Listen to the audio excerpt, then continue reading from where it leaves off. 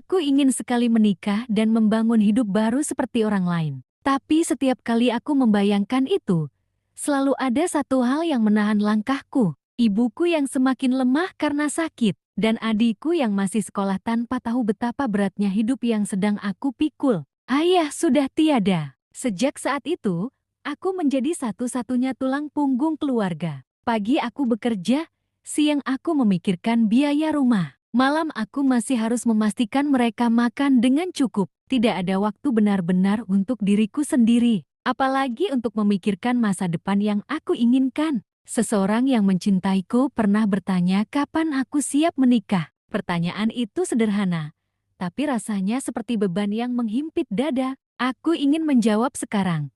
Aku ingin berkata, ayo kita mulai hidup baru. Tapi setiap kali kata itu hampir keluar, bayangan ibu yang terbaring lelah dan adikku yang masih bergantung padaku selalu muncul lebih dulu. Bagaimana aku bisa pergi meninggalkan mereka? Bagaimana aku bisa bahagia sementara mereka mungkin kesulitan tanpaku? Aku bukan tidak ingin cinta itu, aku hanya sedang terjebak di antara dua dunia.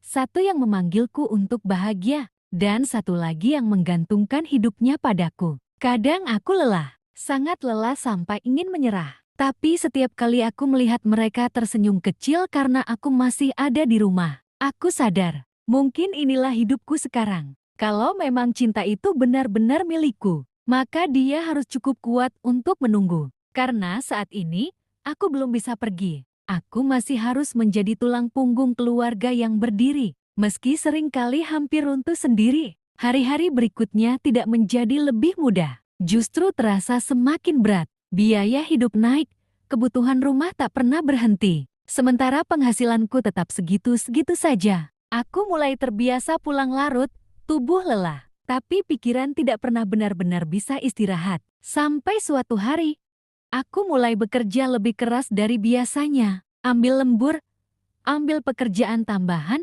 bahkan mengurangi waktu tidur. Aku pikir selama aku masih bisa berdiri, semuanya akan tetap berjalan. Tapi tubuh manusia ada batasnya. Suatu malam, di tengah jalan pulang, pandanganku mulai kabur. Langkahku melambat. Suara sekitar terasa jauh. Sampai akhirnya aku terduduk di pinggir jalan, memegang dada yang terasa sesak. Aku sadar, aku tidak sekuat yang kupikirkan. Saat membuka mata di klinik, cahaya lampu putih menyilaukan. Adikku duduk di sampingku. Wajahnya ketakutan. Kak, jangan sakit juga. Suaranya bergetar. Kalimat itu membuat dadaku runtuh. Aku menoleh pelan.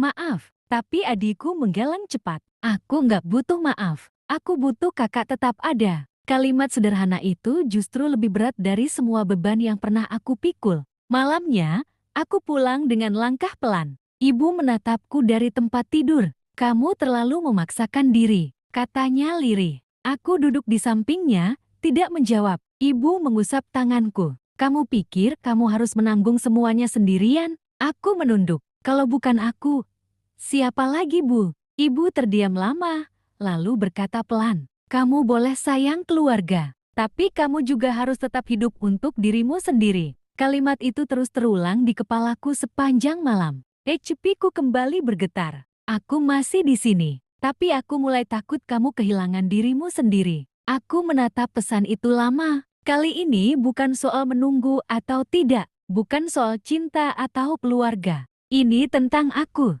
yang perlahan menghilang di antara keduanya. Aku menarik napas dalam. Lalu untuk pertama kalinya, aku menulis jawaban yang berbeda. Aku tidak tahu kapan aku siap, tapi aku juga tidak mau terus kehilangan diriku sendiri. Dan malam itu, untuk pertama kalinya, aku mulai berpikir bahwa mungkin aku tidak harus memilih satu untuk menghancurkan yang lain. Waktu berjalan, beban itu tidak hilang, tapi menjadi lebih ringan karena tidak lagi kupikul sendirian. Dan dia masih di sana, tidak memaksa, tidak menuntut, hanya hadir seperti janji yang tidak pernah benar-benar pergi. Suatu sore, aku bertemu lagi dengannya di tempat yang sama seperti dulu. Kali ini tidak ada pertanyaan kapan menikah, hanya keheningan yang lebih tenang. Aku menatapnya lama, lalu tersenyum kecil. Aku belum selesai berjuang, kataku jujur. Dia mengangguk pelan. Aku tahu. Hening sebentar,